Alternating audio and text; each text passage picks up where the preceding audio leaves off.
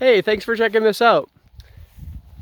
We're doing a walkthrough video of our Mercedes Sprinter camper van that's for sale here. And let's jump in and talk about the whole build.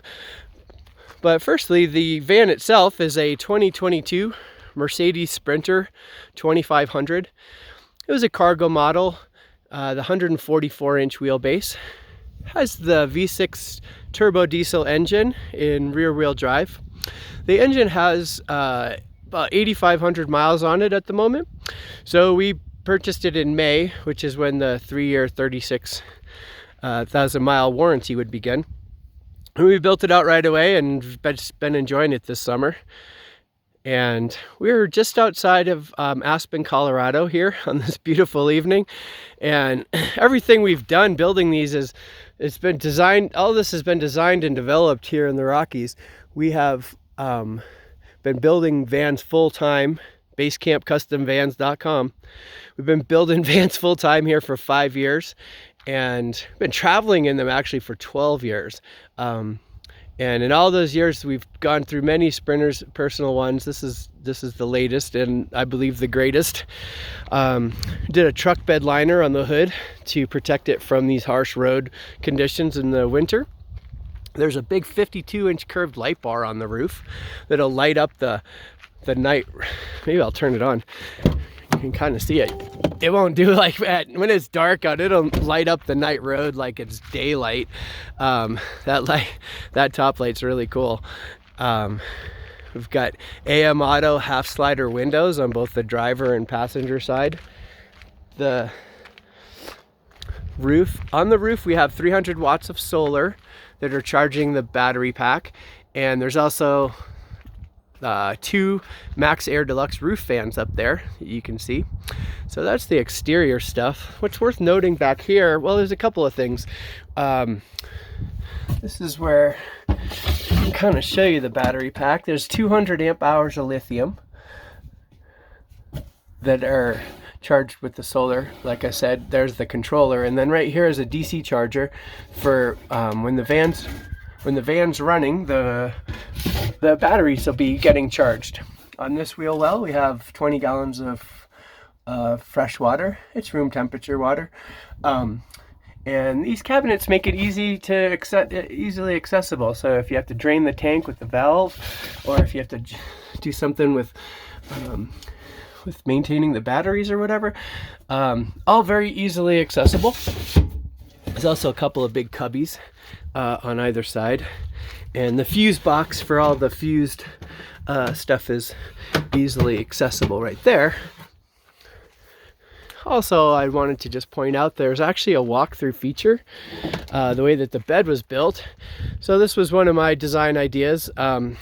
We used to fix the bed, right? It was a fixed platform, and so then the back half of the van was just always a fixed bed, right? So after kind of coming up with some different ways to address this, what we did to make the van a little bit more versatile and to use it different ways is we actually did this so that you can take these center panels out.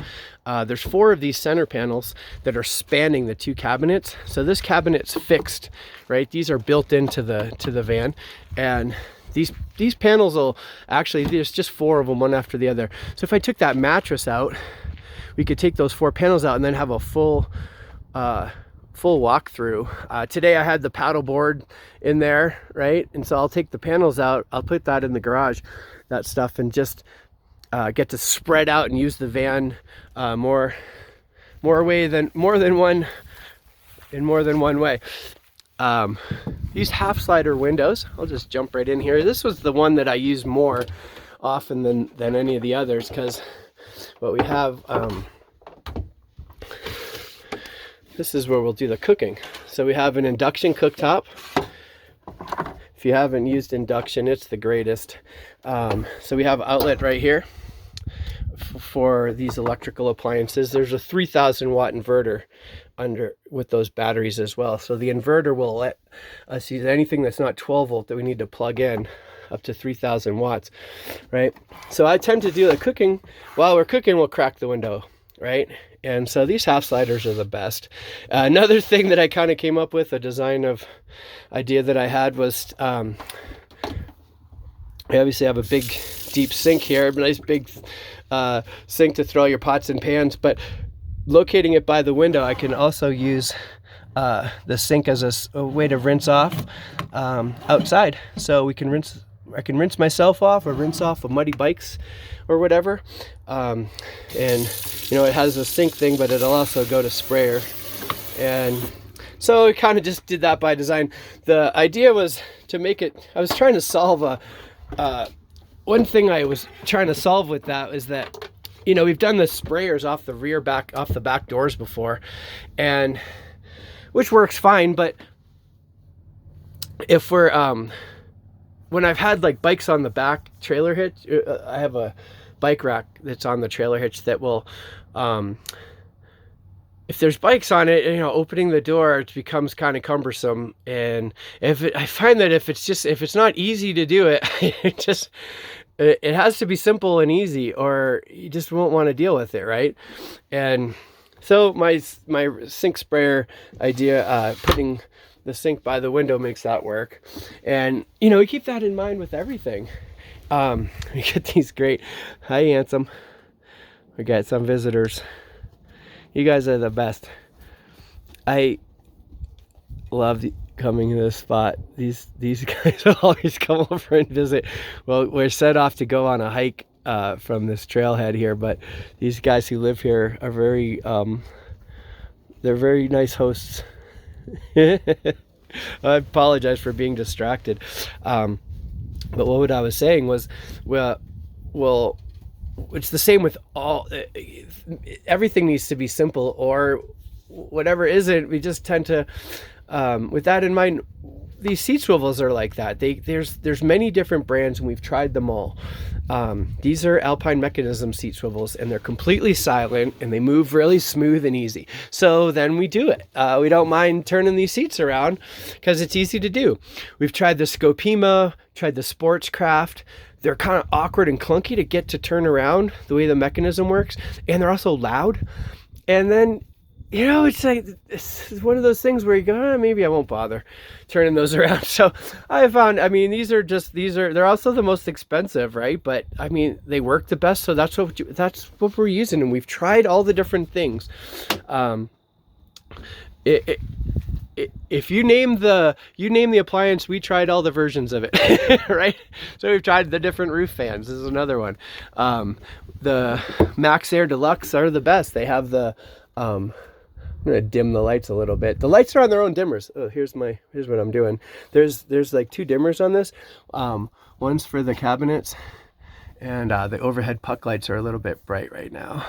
We're losing our light, and hoping to get a hike in before the day's over, but thought it'd take a moment, since we were in this beautiful spot, to kind of just do a little walk through the video of the van.